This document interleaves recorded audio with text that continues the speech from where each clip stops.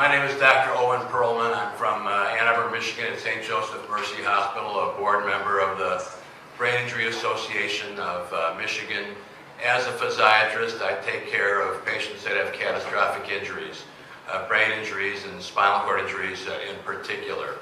I wanted to take a couple of minutes to piggyback on what you've heard without repeating it, focusing a little bit more on what goes on as opposed to the bill itself, so that you have a framework to understand why the information we've heard from each of these individuals is so important.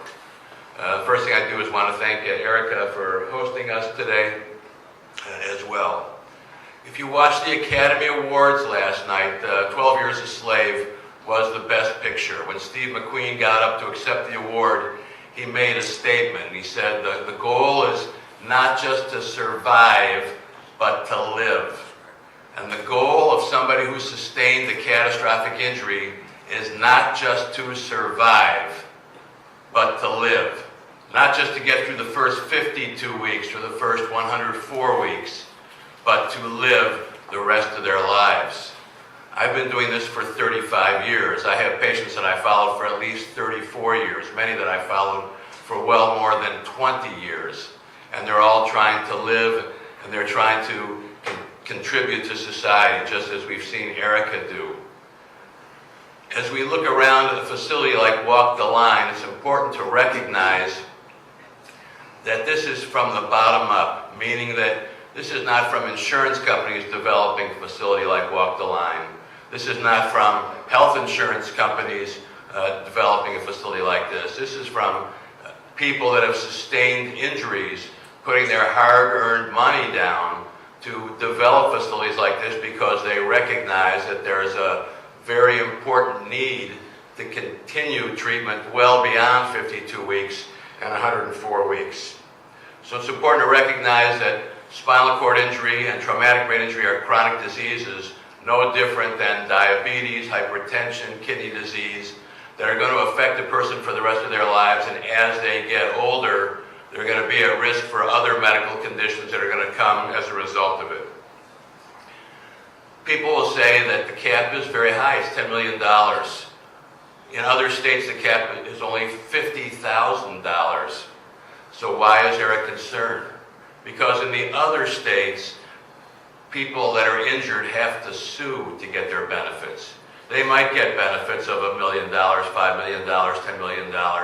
But while they're waiting to get those benefits, they're not getting any treatment. They're waiting 1 or 2 years to begin their treatment after that $50,000 has run out. When we talk about shifting people to Medicaid, it's meaningless in the sense that Medicaid doesn't cover anything. So you're shifting them to something that doesn't really exist. It might give them a modicum of health care, but it's not going to allow them to continue with therapy. It's not going to allow them to modify their homes to be accessible for them, to modify vehicles to be accessible for them to get out into the community, to participate with families and to do the things that they want to do that they were able to do before. They won't have case management services. There wouldn't be residential services. There wouldn't be, to be honest about it, good vocational services.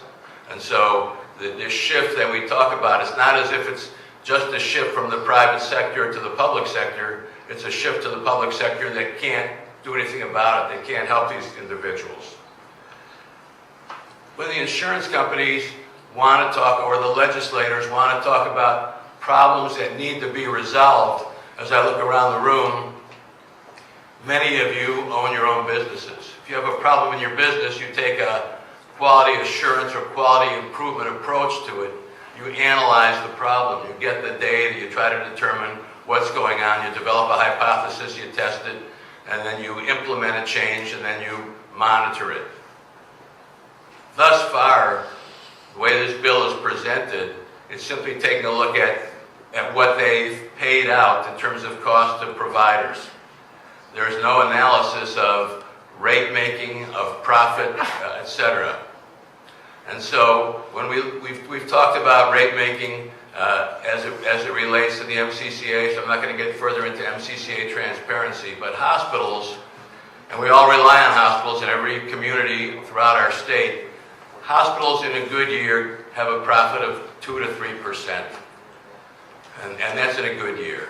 I think you just saw in the headlines last week, Beaumont Hospital looking at layoffs, looking for a merger partner. Beaumont is an excellent hospital with a tremendous reputation. It's a pillar of Oakland County.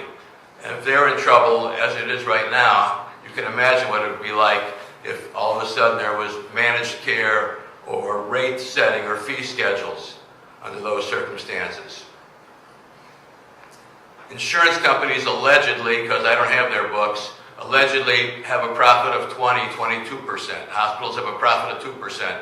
You can do the math yourself and understand where things stand under that regard.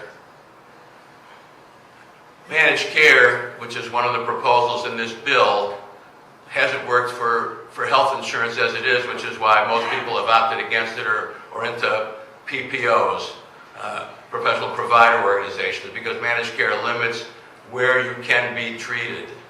You know, people want to have the ability to go to different places around the state, to move around the state as well. Fee schedules, particularly when they talk about workers' compensation. Workers' compensation is 100 years old in the state of Michigan. Fee schedules didn't come to workers' compensation in the state of Michigan until the 70s or the 80s, when there was a concern about losing our manufacturing base in the state of Michigan to surrounding states, because there was concern about a loss of business or the inability to attract business. That's why fee schedules came up in Michigan. The insurance companies are not running to neighboring states. Nobody's running to leave the state because they can't make a profit in Michigan. They can make an excellent profit in Michigan. It's not as if they need the relief under those circumstances. If affordability is an issue, then we should be taking a look at what their rate making is and what their profits are. I think it's very important just to recognize, as I think maybe Tommy Stallworth said, or maybe Brooks said, that this is something that seems to be coming from the top down, not from the bottom up. There's not a single individual whose family has been hit by someone with a catastrophic injury who would support this. There's probably not anybody in the medical field who would support this as well. There's not anybody with any feeling who would support this as well. So I just wanted to share that.